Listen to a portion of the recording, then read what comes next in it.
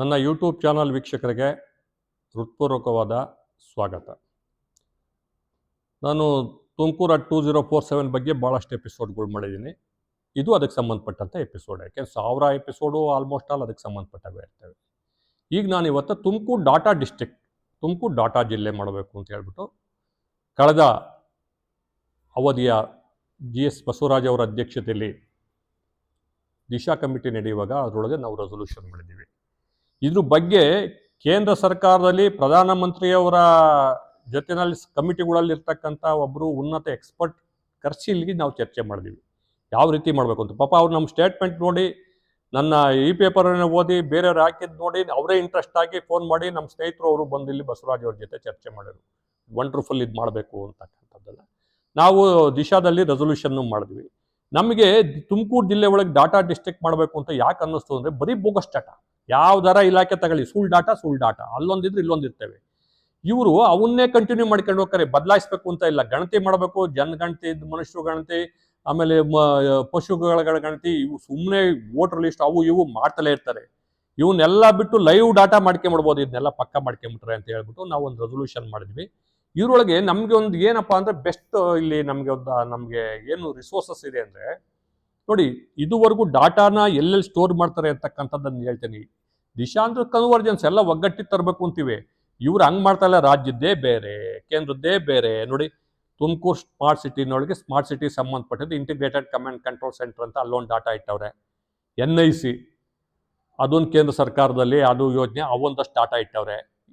NRDMS ಜಿಲ್ಲಾ ಪಂಚಾಯತಿಲಿ ಅದೊಂದು ಇಟ್ಕೊಂಬಿಟ್ಟು ಅಲ್ಲೊಂದು ಡಬ್ಬ ಇದನ್ನ ಇಟ್ಕೊಂಡು ಆ ಇನ್ಫ್ರಾಸ್ಟ್ರಕ್ಚರೇ ಇಂಪ್ರೂವ್ ಮಾಡಿಲ್ಲ. ಬಹುಶಃ ಬಸವರಾಜ್ ಅವರು ಇಡೀ ಭಾರತ ದೇಶದಲ್ಲಿ ಎಲ್ಲಾರ NRDMS ವಿಸಿಟ್ ಮಾಡವ್ರೆ ಒಬ್ರು ಸಂಸದರು ಅಂದ್ರೆ GS ಬಸವರಾಜ್ ಅವರೇ. ಅಲ್ಲಿ ಹೋಗಿ ನಮ್ಮ ಸತೀಶ್ ಮ್ಯಾಲೂ ಕೆಳಕು ಹಾರಾಟ, ನಾನು ಏನು ಮಾಡೋಣ ಸರ್, ನನಗೆ ಕಂಪ್ಯೂಟರ್ ಇಲ್ಲ, ಅಪ್ಗ್ರೇಡೇಷನ್ ಇಲ್ಲ, ಬಂದು ಇದು ಮಾಡ್ತಾ ಇದ್ದೀರಾ, ಇವನ್ನೆಲ್ಲ ಕೊಡಿಸಿ ಅಂತ ಅಲ್ಲಿ ಅದನ್ನ ಅಪ್ಗ್ರೇಡ್ ಮಾಡ್ತಕ್ಕಂಥದ್ದು. Karnataka remote sensing application centre ನಮ್ಮ ಕರ್ನಾಟಕದಲ್ಲಿ ಭಾಳ ಚೆನ್ನಾಗಿ ಮಾಡ್ತಾವ್ರು. ನಮ್ಮವರು 180 ಕೋಟಿ ದುಡ್ಡು ಕೊಟ್ಟವ್ರು ರಾಜ್ಯ ಸರ್ಕಾರದವರು.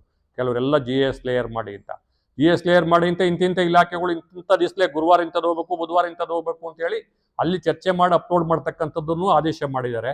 ಆದೇಶಕ್ಕೆ ದೇವರೇ ಗೊತ್ತು. ಆಮೇಲೆ KMDS ಟೌನ್ ಲೆವೆಲಲ್ಲಿ ಮಾಡ್ತಕ್ಕಂಥ ಡಾಟಾ ಮಾಡೋಕ್ಕೆ ಅದಕ್ಕೊಂದು ಕುಟುಂಬ ಮಾಹಿತಿ ಕಣಜ ಡಾಟಾ ಲೇಕು. ನೋಡಿ, 7-8 ಇಲಾಖೆಗಳಲ್ಲಿ ಅವ್ರವ್ರಿಗೆ ಬೇಕಾದಂಗೆ ಅವ್ರವ್ರು ಮಾಡ್ಕೊಂಡು ಹೋಗ್ತಾವ್ರೆ. ಅದಕ್ಕೆ ನಾವು ಹೇಳಿದ್ವಿ, 1 data 1 district, 1 data 1 state, 1 data 1 country, 1 map 1 country, 1 map 1 state, 1 map 1 district, 1 map 1 village. ಯಾವುದೇ ವಿಲೇಜಿಂದ ಹಿಡ್ಕೊಂಡು ಕೇಂದ್ರ ತನಕ ಯಾವ್ದು 1 ಡಾಟಾ ಇರುತ್ತೋ, 1 ಮ್ಯಾಪ್ ಇರುತ್ತೋ ಅದನ್ನೇ ಯೂಸ್ ಮಾಡ್ಬೇಕಲ್ಲ, ಅದನ್ನೇ ಡಾಟಾ ಯೂಸ್ ಮಾಡಬೇಕು.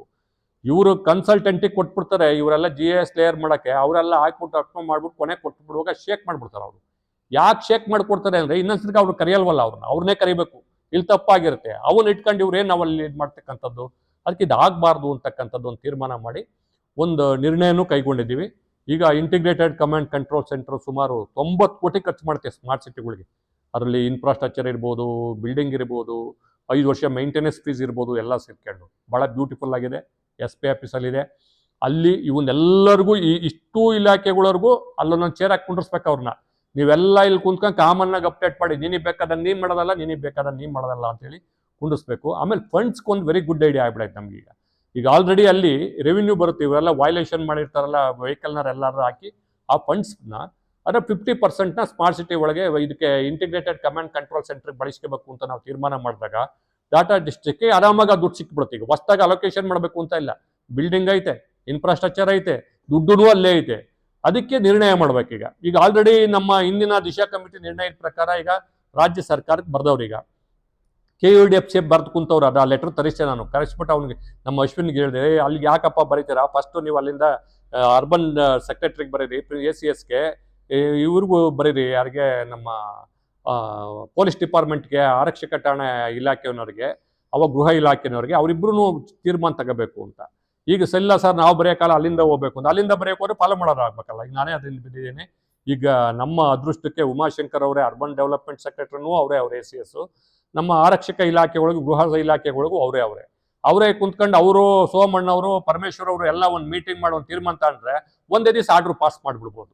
ಒಂದು ದಿವಸ ಆರ್ಡ್ರ್ ಪಾಸ್ ಮಾಡೋದ್ರಿಂದ ಇಡೀ ಡಿಸ್ಟ್ರಿಕ್ಕಿಗೆ ಈಗ ಆಲ್ರೆಡಿ ನಮ್ಮ ICC ತುಮಕೂರು ಸಿಟಿ ಮಟ್ಟಕ್ಕೆ ಲೆವೆಲ್ ಆದ್ರೂ ಸಹ ಜಿಲ್ಲೆದು ನಾವು ಮಾಡಿದ್ದೀವಿ. ಕೋವಿಡ್ ಎಲ್ಲೆಲ್ಲ ಆಗಿದ್ದಾರೆ ಅಂತ ಜಿಲ್ಲಾ ಮಟ್ಟಕ್ಕೆ ಮಾಡಿದ್ವಿ.